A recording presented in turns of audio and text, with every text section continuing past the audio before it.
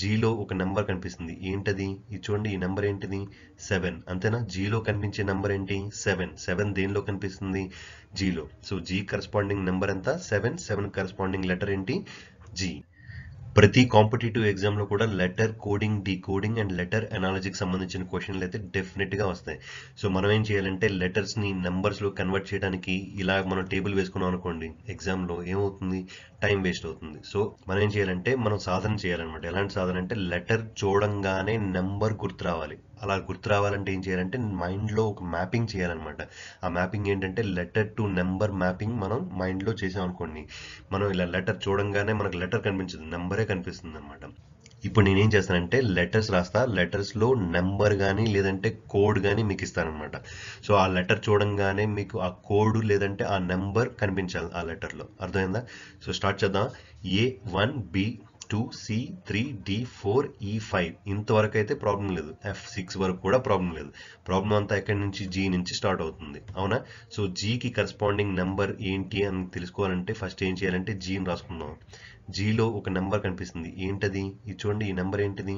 7 అంతేనా? జీలో కనిపించే నెంబర్ ఏంటి? 7 దేనిలో కనిపిస్తుంది? జీలో. సో జీ కరస్పాండింగ్ నెంబర్ ఎంత? 7 కరస్పాండింగ్ లెటర్ ఏంటి? జీ.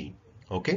నెక్స్ట్ హెచ్ అయితే నార్మల్ గా ఇలా ఉంటుంది, కానీ పైన ఒక గీత కింద ఒక గీత పెట్టుకున్నాం అనుకోండి, ఏమైంది? ఇది 8 అవుతుంది, అంతేనా? సో హెచ్ లో కనిపించే నెంబర్ ఏంటి? 8 దేనిలో కనిపిస్తుంది? H.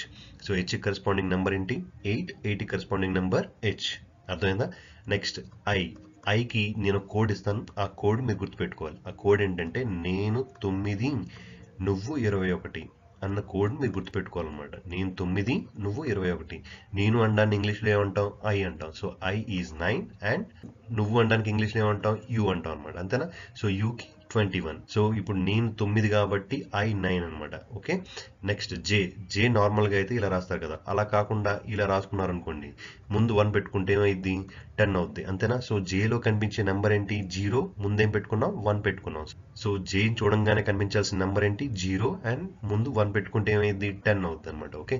J corresponding number 10 corresponding letter J is 10 is జే. ఓకేనా? నెక్స్ట్ చూడండి కేలో ఈ గీత ఉంది కదా, ఆ గీతకు ఒక గీత పెట్టండి. ఓకే. ఈ గీతకి ఇంకో గీత పెట్టండి. సో కేలో ఏం కనిపిస్తున్నాయి? 2 గీతలు కనిపిస్తున్నాయి. సో ఆ 2 గీతలకి నేను 2 గీతలు పెట్టుకున్నాను అనమాట. ఏమైంది ఇప్పుడు? కే అంటే 11 కరస్పాండింగ్ లెటర్ కే.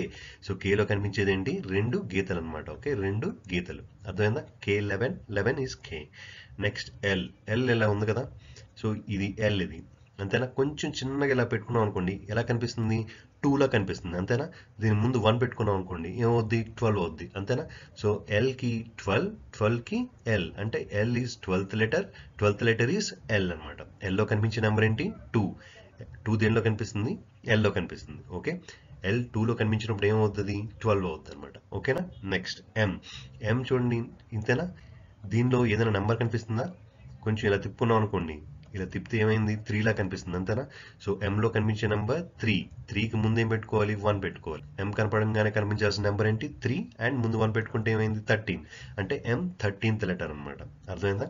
నెక్స్ట్ ఎన్ అంటే మనకు గుర్తు రావాల్సింది ఏంటంటే నవంబర్ మంత్ లో ఇంపార్టెన్స్ ఏంటి? 14th నవంబర్ చాలా ఫేమస్. ఏంటది? చిల్డ్రన్స్ డే, అంతేనా? సో ఎన్ అంటే 14 కరస్పాండింగ్ లెటర్ ఎన్ అంటే ఏంటి? నవంబర్ లో ఇంపార్టెంట్ డేట్ ఏంటి? 14. సో ఎన్ 14 ఈజ్ ఎన్.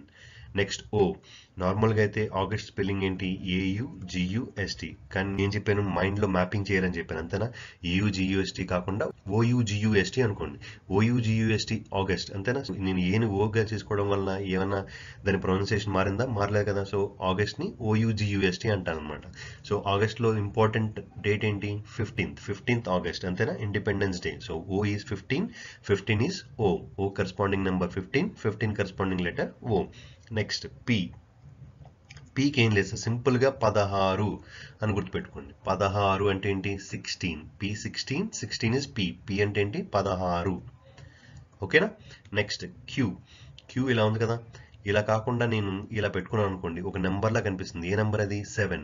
అంటే క్యూలో కనిపించే నెంబర్ ఏంటి? 7. 7కి ముందు పెట్టుకోవాల్సింది ఏంటి? 1. అంతే కదా, ప్రతిదానికి మనకు కనిపించిన నెంబర్కి ఏం చేసాం? ముందు 1 పెట్టుకున్నాం, ముందేమో 1 పెట్టుకున్నాం, అంతేనా? సో దీనికి కూడా ఏం చేద్దాం అంటే క్యూలో 17 కాబట్టి 7 కనిపిస్తుంది కాబట్టి ముందేమో 1 పెట్టుకుందాం అనమాట. ఓకే, క్యూ అంటే 17, 17 ఈజ్ క్యూ. అర్థమైందా? Next R. ఆర్ అంటే ఏంటంటే రైట్స్. రైట్స్ ఎన్ని ఇయర్స్కి వస్తాయి? 18 ఇయర్స్కి వస్తాయి. So R is 18, 18 is R. అర్థమైందా? Next yes.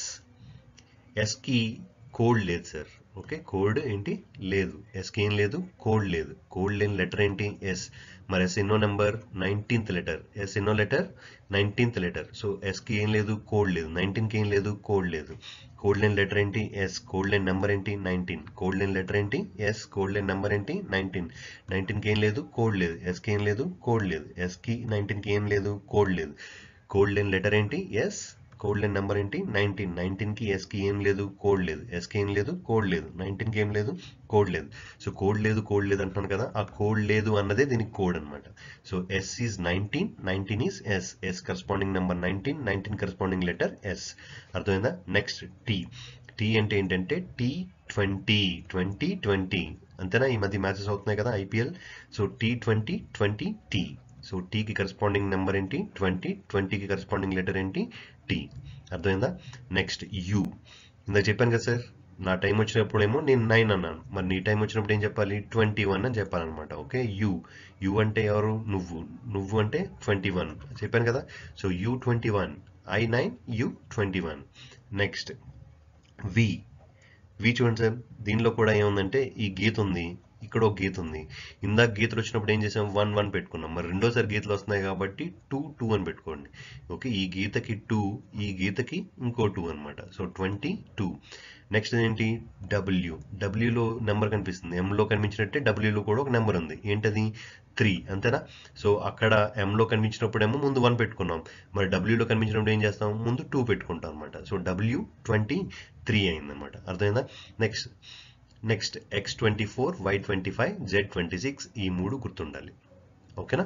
సో ఓవరాల్గా ఏ నుంచి జెడ్ వరకు మీరు నెంబర్స్ టు లెటర్స్ లేదంటే లెటర్స్ టు నెంబర్స్ ఎలా గుర్తుపెట్టుకోవాలో, మీ మైండ్ని ఎలా మ్యాప్ చేసుకోవాలో నేను చెప్పాను. ఓకే, సో మీకు అర్థమైతే ఏం చేస్తారంటే, మీ నేమ్ ఉంటుంది కదా, మీ నేమ్లో లెటర్స్ ఉంటాయి కదా, ఆ లెటర్స్ని ఏం చేస్తారంటే నెంబర్ రూపంలో కమెంట్ చేయండి. సో మీకు అర్థమైందని నాకు అర్థమవుతుంది. ఓకేనా? సో ఈ వీడియో నచ్చితే please like, share and subscribe. Thank you.